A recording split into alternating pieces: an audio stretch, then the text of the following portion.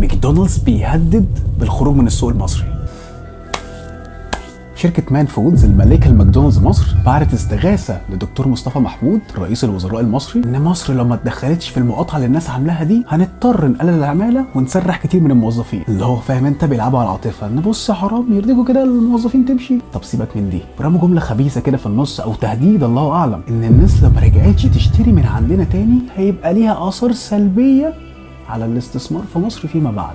ومن الاخر لو ما وصلتوش معانا الحل هنضطر نقفل ونلغي استغلال اكبر العلامات التجاريه في العالم. يمي خاف يا عيد. يمي. طب بصوا بقى، تهديد ما بنتهددش واعلى ما في خيلكم اركبوه. تاني حاجه، لو انتوا فعلا بتدوروا على حل فاحنا عملنا لكم خطه استراتيجيه عندنا على الصفحه قبل كده، واتكلمنا عن ماكدونالدز روسيا والخطه اللي مشوا بيها عشان ما يقفلوش وازاي مبيعاتهم زادت. انصحكم تتفرجوا عليه، مع العلم اننا عملنا لكم تاج في الفيديو والناس في الكومنتس غرقوكم منشن وانتوا اللي نفضتوا. فكلمتين